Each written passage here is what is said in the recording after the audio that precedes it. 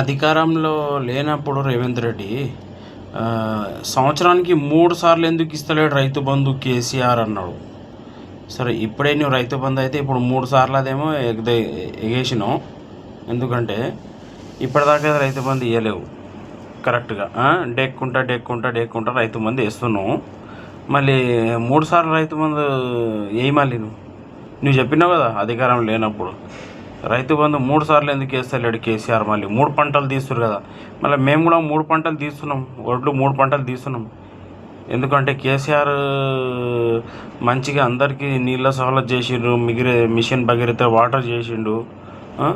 దాని గురించి అంతా మంచిగా జరుగుతుంది కేసీఆర్ దయ వల్ల. 24 hours కరెంట్ ఇచ్చిండు కేసీఆర్. ఇప్పుడేమో గంటలు వెళ్ళిపోతుంది కరెంటు. సరేనా?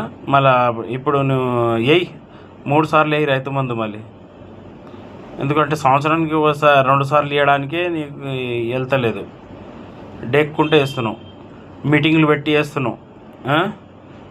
కేసీఆర్ ఎప్పుడైనా మీటింగ్ పెట్టడానికి చూసినావు? రైతు బంధు వేయడానికి మీటింగ్ పెట్టిన చూసినావు? ఆ మీటింగ్ పెట్టిన డబ్బులు వృధా చేస్తున్నావు, వేస్ట్ చేస్తున్నావు. అదే పెద్ద మనుషులకు ముసళ్ళకి పింఛన్ ఇస్తాను 4,000 పింఛన్ అయ్యి అదే ఈ మీటింగ్లో డబ్బులు వేస్ట్ అవుతున్నాయి కదా. అవే డబ్బులు కూడా పెడితే నీకు పెద్ద మనుషులకు పింఛన్ అయిపోతుంది.